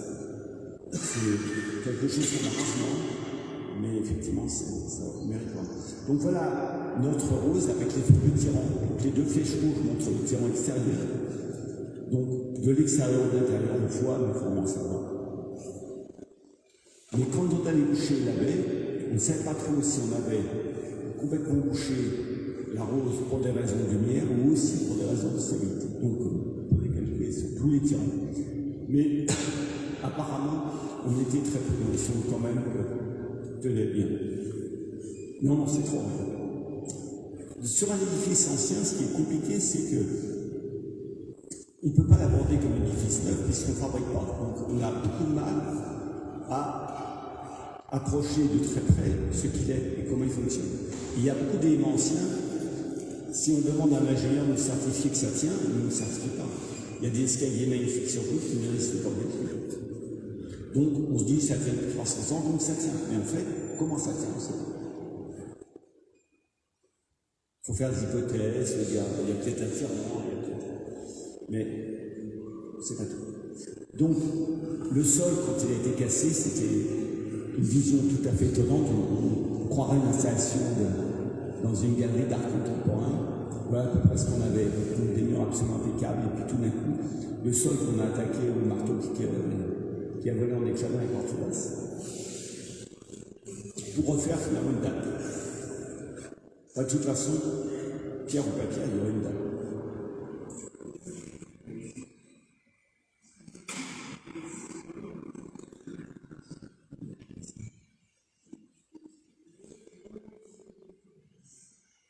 Voilà.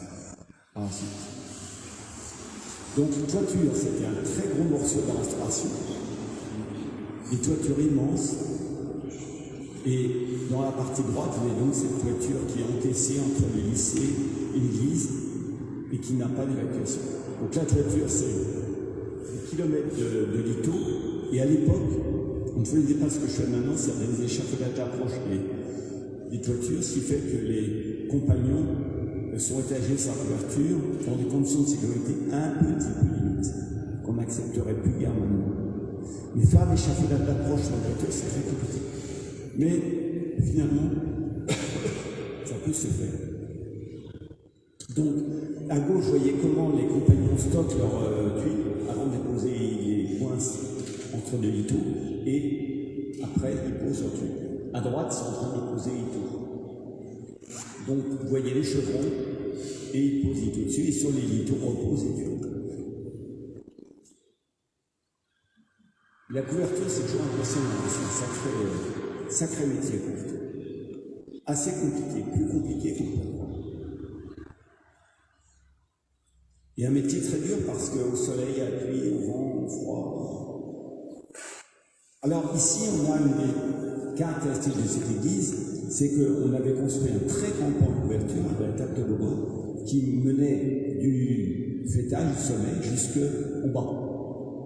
Et qui était absolument couvert. Soit était énorme.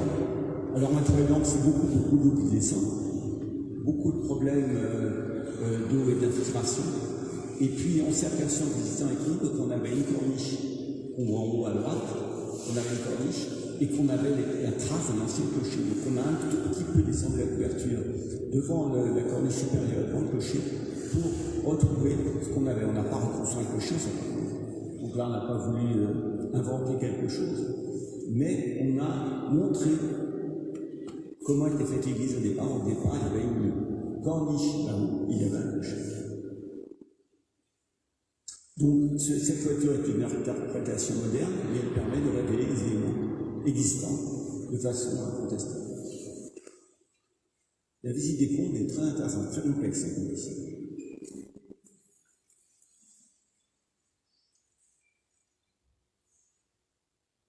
Alors ici, on est devant la tribune qui est là-bas, tribune sur deux clés pendant, sont même des retombées pendant, et on a complété quelques balustres, et ces balustres étaient en marbre rose sans pente, qu'on a pu, et donc on a refait avec des balustres en pierre dure, calcaire dure, qu'on a simplement peint, patiné, rose, et on a essayé de faire glisser jusqu'à arriver au plus près de ce qu'on avait déjà. Et aujourd'hui, on a du mal à voir quels sont les balustres remplacés des balustres anciens.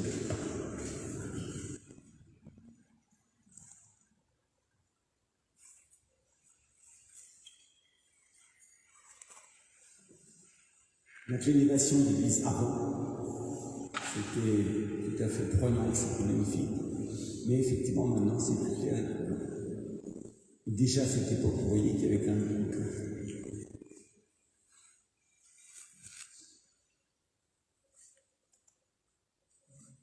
Avec le soleil, vous voyez encore.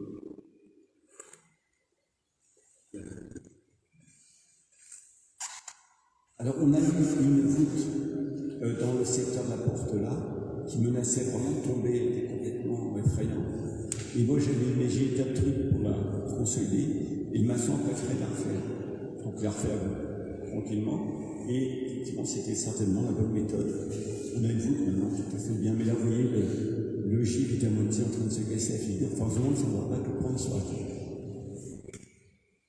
Et les maçons de Louis XV, c'est très très bien de faire ce genre de choses un peu complexes, un peu délicates, qui sont un peu à l'estime. C'est pas le travail d'ingénieur, c'est vraiment le travail de maçon. Pour arriver à cintrer tout ça en bois correctement, en mettre les pierres correctement, et que ça a très bien marché. C'était une très très bonne équipe. Il y a une petite baie qui apparaît dans les combles, petit bout de baie. Et donc, on sait que quand on regarde les combles, on s'aperçoit que l'église a été augmentée et parce qu'on a bouché des baies et on a été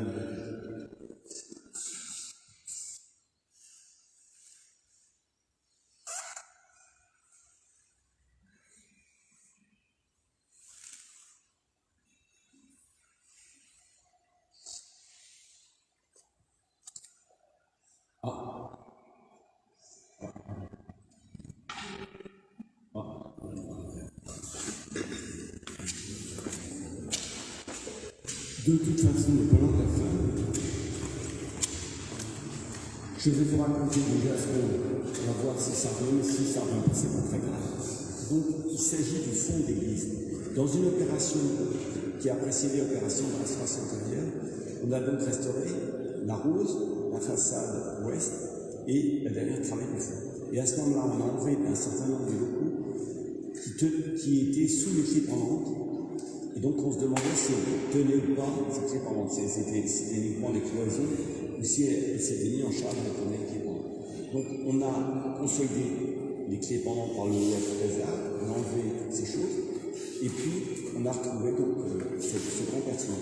Et dans la mesure où cette église doit être fermée, et que les grandes portes actuelles ne peuvent pas servir constamment d'ouverture, on a créé un sas vitré qui permet de laisser les portes ouvertes et de répondre à la législation qui nous demande d'avoir des portes qui s'ouvrent vers l'extérieur et vers l'intérieur. Donc les potentiels ouvreurs sur l'intérieur sont fixés dans la journée et les portes du sas vitré s'ouvrent vers l'extérieur. Donc on est conforme à la réglementation de la sécurité.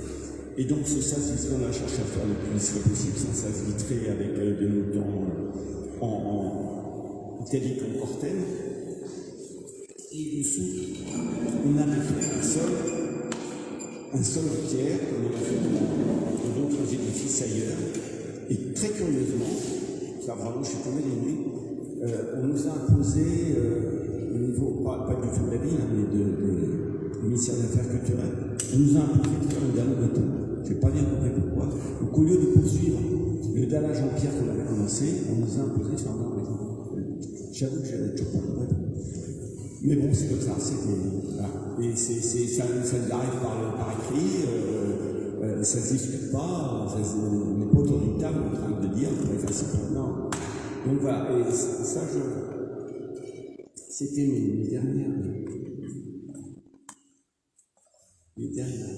positives.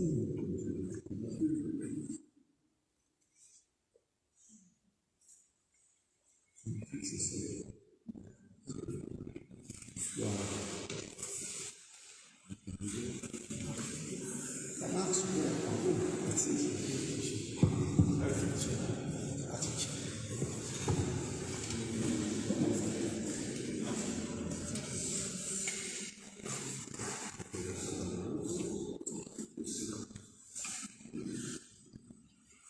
Alors, je vais essayer, pas très mieux là avec toi.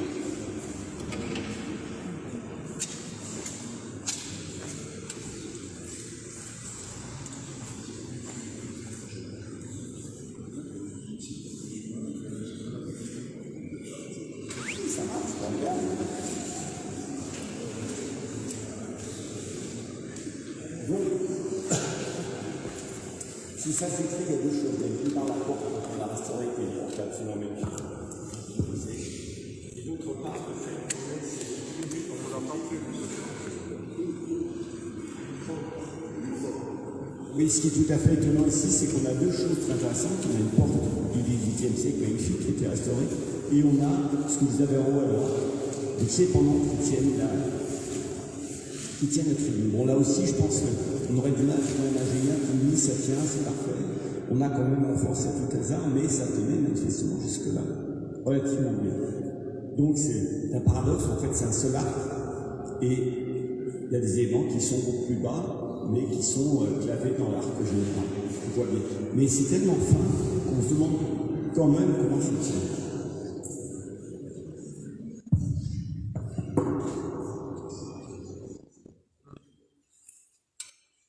Donc la porte avant qui était dans un état assez inquiétant, on avait une pierre qui était complètement mangée, et là on est dans un cas où on a encore remplacé la pierre, pas seulement pour des questions sanitaires, mais pour des questions esthétiques. Ça rend pas très chouette de voir toutes ces configurations complètement transformées, donc on aurait fait quelque chose. Ce qu'on a fait, on a pratiquement reconstruit une grande partie de cette porte.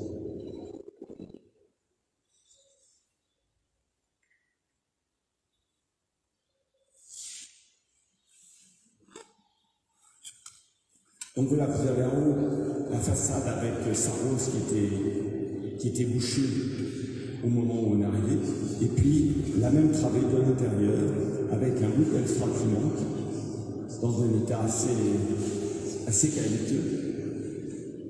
C'est l'état où on a trouvé cette façade, au fond d'une impasse. C'est tout à fait étonnant comme situation urbaine pour une église. C'est là où on voit qu'on est vraiment dans une église d'ordre mendiant dominicain qui cherche des emplacements de centre-ville, mais on ne cherche pas forcément le prestige, la face la plus en vue.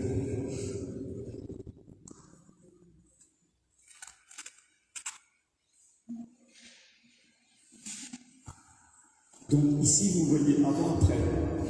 En bas, c'est la modération qui est complètement mangée, et en haut, c'est ce qu'on place. Donc on est dans un cas où on fait vraiment du changement de pierre pour arriver à retrouver à peu près les lignes de l'édifice. Mais c'est un choix qui est largement un choix esthétique, c'est-à-dire qu'on pourrait très bien garder la pierre ancienne, la recouvrir un peu de métal, refaire les joints, et finalement tout tiendra très bien. Mais là, on a vraiment quelque chose de l'ordre de la compréhension de l'édifice. Si on ne lit plus la modération, plus rien, ça perd beaucoup de temps. Vous avez la même... Non, voilà. Vous avez la même chose ici. On démonte une pierre, on la mesure, on prend les codes de façon accordée, on se possible pour être la même chose. Donc on essaye d'être fidèle et rigoureux dans nos copies, mais on remplace bien. On n'a pas trop de choix. Surtout avec ça, des fois, mais ça continue quand même à dégrader.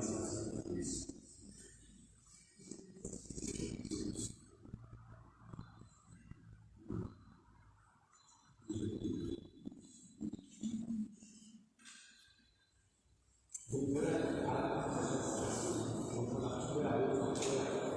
il faut vous dire que cette couleur un peu plus tard. Voilà la porte après restauration à droite et la façade après restauration à gauche. Donc cette couleur un peu mastique, un peu bizarre, un peu verdâtre, c'est vraiment la couleur qu'on a retrouvée, on n'a rien inventé. On a refait la teinte qui apparaissait après sondage de polychromie et la première teinte qui apparaissait. Donc c'est un peu curieux, mais c'est bien une teinte tout à fait attestée. Il y avait, on voyait sur les photos avant, il y avait une petite fenêtre sur le côté avec bordage qui a été supprimé, qui a été muré alors. Je vois pas de quoi il s'agit. À côté de la porte, on voyait une petite fenêtre avec un volet, et je vois qu'elle est plus. Non, je crois pas qu'on ait bouché le départ. Je crois pas, mais je regarderai. Donc là, c'est cette porte tout à fait magnifique. Alors c'est curieux parce qu'elle est du XVIIIe siècle, elle ressemble un peu à une porte de 13. Et donc, elle a été démontée par des menuisiers remarquables à Déco, boîte de Besançon. Ils ont tout démonté, ils ont changé le bois qui était en très mauvais état, ils ont regardé un certain nombre. Et donc, on voit la porte remonter à droite. Mais cette porte est vraiment magnifique. Et dans une porte en menuiserie, comme ça fonctionne, comme l'utilisation pour se fermer, il faut quand même que ça se tienne assez bien, parce que ça tienne bien l'éclairage.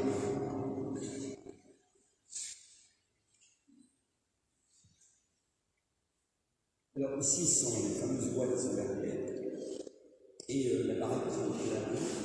Donc c'est comme ça qu'on a réussi à caser une trace à ces murs discrètement quelques éléments techniques. C'est tout à fait bizarre en France. On a des églises qui ont en général très peu d'espace de rocher. Or, quand on va dans les pays nordiques par exemple, on s'aperçoit que toute église a ses cimetières, ses équipements, un peu d'eau, un ensemble de choses qui sont plus pratiques qu'on n'a pas en général en France. Je pense que ça a peut-être venu. Donc, comme cette église doit servir en quelque sorte de salle polyvalente et à recevoir toutes sortes de manifestations, il paraissait indispensable de trouver un minimum d'équipements, ce qui est fait ici. Et puis, la fête là, c'est aussi un peu haut de l'histoire. Notre sas vitré, comme vous pouvez voir, regarder en sortant que sous le sas vitré à proximité, on a un sol en pierre locale. Voilà, alors on le voit tout ça, et on avait fait quelque chose. Voilà, c'est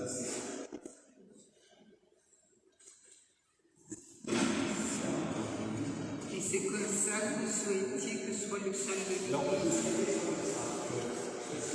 ici on est à Beaumesdames et on a fait un sol complètement en pierre et on souhaitait faire une chose ici, ça me paraissait le plus adapté.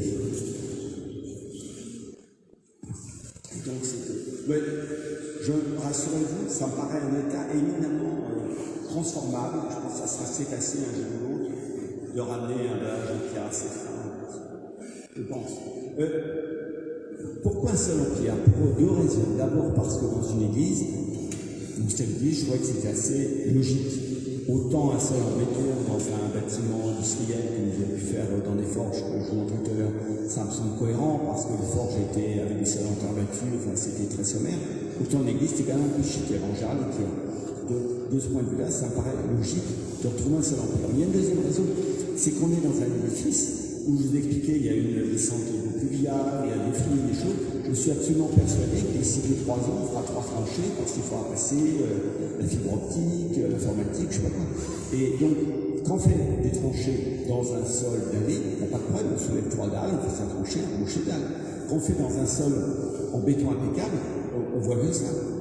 Donc, à mon avis, un jour ou l'autre, on se dira, c'est pour ça que vous avez beaucoup de sols en ville qui sont pavés ou dallés. Parce qu'on peut facilement intervenir et faire une tranchée.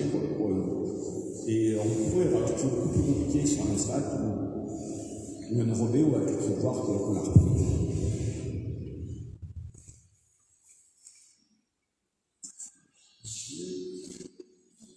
Voilà notre sol brillant. Et les graviers à chaque fois autour, là? Alors ça, c'était pour des questions d'inspiration.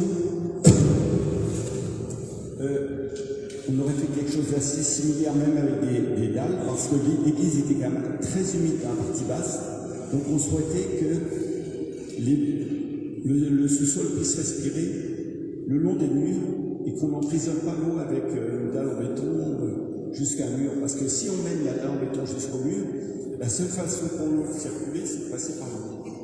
D'où l'idée d'avoir un petit élément respiratoire.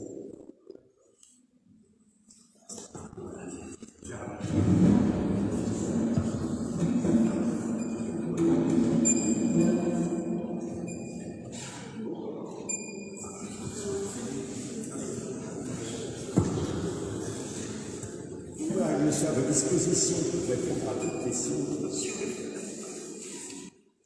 Ils ne manqueront pas, j'imagine, de vous interroger sur un point ou un autre. Moi j'en ai une, puisqu'on est sur le sol, il semblerait que les textes qu'il y avait à 2 niveaux de sol, que le cœur était probablement surélevé, et une partie. Alors, le précédent conservateur d'Emmanuel Seuil, Pascal Meilleret, était persuadé qu'un sol en pente, c'est bizarre. Donc il voulait absolument trouver des niveaux de cœur. Donc il y a eu plusieurs conservateurs, sinon justement il y avait. Mais quand on a retrouvé le cœur, on a retrouvé de façon indiscutable la trace de ces 2 marches. Donc ces 2 marches, c'est sûr, les points d'accroche sur le mur sont bonnes. Après le dessin, on discutait, c'est un autre dessin. Mais les points d'accroche sur le mur, ils sont. Mais apparemment, on était bien dans une église en pente continue, pas presque un corps. Mais il y a peut-être des accidents. En fait, ce qui est assez bizarre, c'est que quand on regarde les bases des piliers, elles ne sont pas toutes au même niveau. On a l'impression que tout ça a été pas mal recollé chez le pied. Comment c'est exactement, je ne sais pas. Les archéologues, en tout cas, leur conclusion, c'est qu'on ne pouvait pas établir quelque chose de très différent de ce qu'on a. Non. Ça paraît probable, mais c'était déjà parti avant. Parce que ça a été quand même, il y avait déjà eu de multiples occupations. Il est possible qu'on ait déjà retrouvé ça. Ça devra rien être. Est-ce que ça présente un intérêt de visiter? Ah, ce qu'on peut être intéressant. Est-ce que vous pensez que ça serait possible de démontrer de façon régulière, de façon exceptionnelle, certainement. Et c'est très intéressant, la partie de l'Ouest ont aussi des tas de transformations. Et on a l'impression qu'il y a quelque chose sur mais ça va être presque une étude du sol de quelqu'un qui passerait de moi pour voir certainement des choses. Parce que l'église s'est développée énorme, et donc il y a eu pas mal de transformations, de changements. Et ça, un bon archéologue aurait pu trouver. Et il y a des arcs-boutants sur la toiture. Les arcs-boutants qui ont été sur. C'est-à-dire qu'il y a une première toiture, les premiers arcs-boutants sous clôture, et une seule nation. On a une idée de la date de la charpente? Non, je ne crois pas qu'il y ait d'endroit. Mais on pourrait l'adapter assez facilement parce que le bois, c'est quelque chose qui s'adapte assez vite. Quelques années près, on arrive. Dans l'étude des cerfs, la répartition des cerfs, on arrive à peu près à établir quand les bois ont été abattus. Et on sait que la bois de charpente a été mise en œuvre pratiquement aussitôt après abattage, mais non pas comme la bois de menuisier après une belle séchage. Le bois de charpente a été posé hiver. Alors que le bois de menuisier, souvent, c'est bois.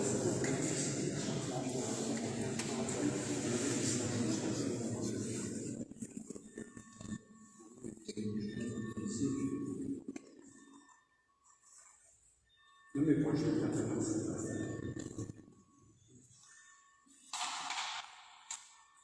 Pensez-vous que les artifices électroniques pourraient améliorer l'acoustique? Alors, l'acoustique des églises, c'est trop compliqué. En règle générale, on discute avec des acousticiens. Ils disent qu'il faut descendre de la façon évidemment. Il faut quand même protéger. Les abattoirs, c'est à fait. On a des grands parachutes qui datent des printemps. Donc il y a toujours un problème sur le son de l'anguise. On a souvent des résonances très grandes. Et donc c'est pas toujours adapté, par exemple, pour n'importe quelle musique, c'est pas adapté. Pour prendre une musique qui aille bien, il y a souvent des grandes réverbérations. C'est compliqué.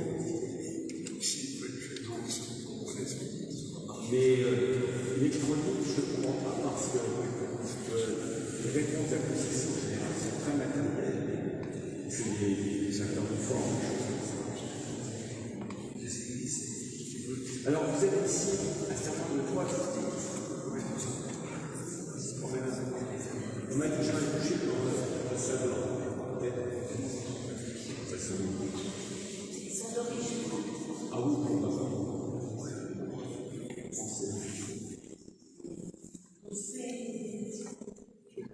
On va faire un truc. Bon, alors je ne sais pas si on peut amplifier ou bien maintenant.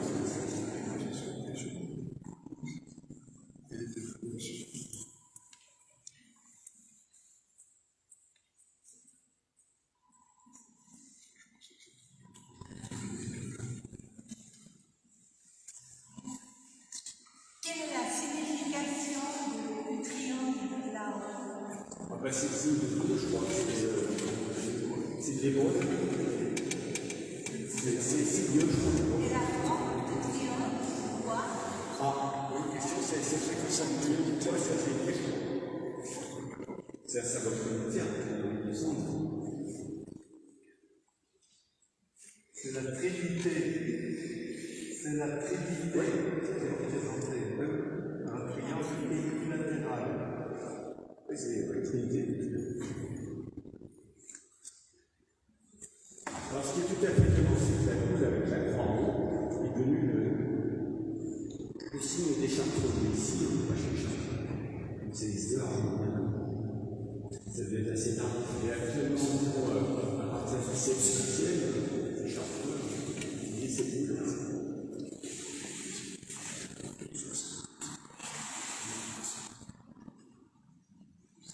Alors, vous avez dit que c'est là, car c'est probablement une réponse de l'autre. Non, non, non.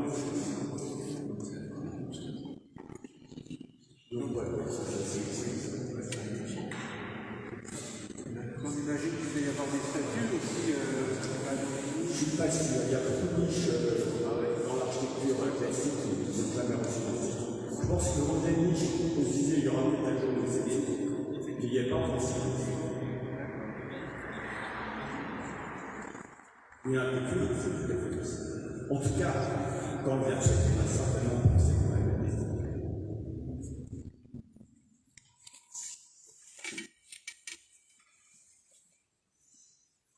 Ah oui, alors, l'église a été prolongée au nord, et a été prolongée, etc. Encore.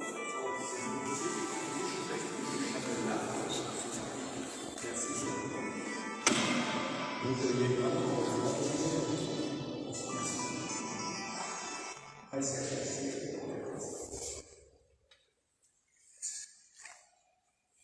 il y a une chose bizarre. Pourquoi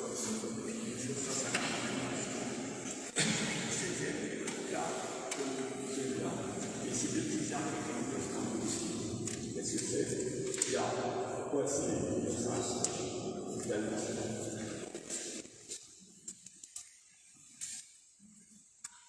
C'est des églises qui nous posent plus de questions qu'ils n'offrent de réponses.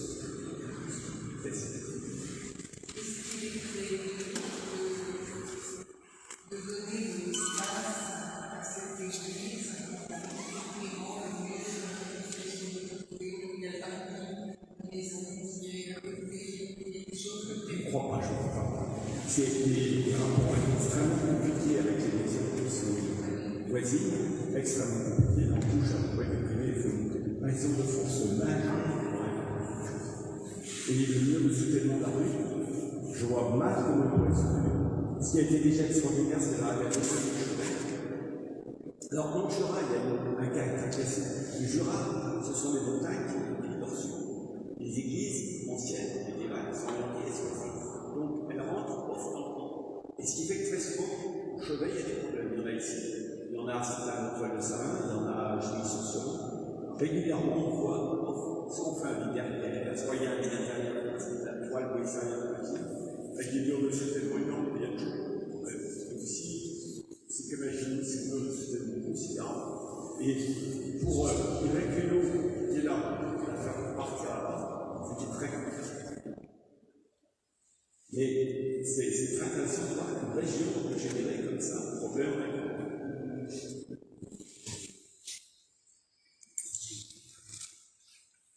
et ça explique aussi, dans la mesure, mais peut-être un petit peu d'avoir un peu moins je pense. Et bon, je pense que la vente aussi,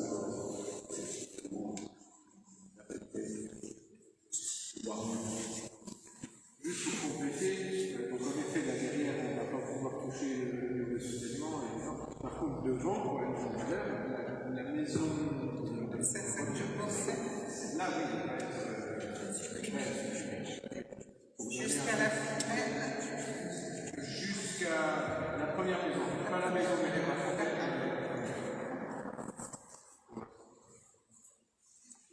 Pour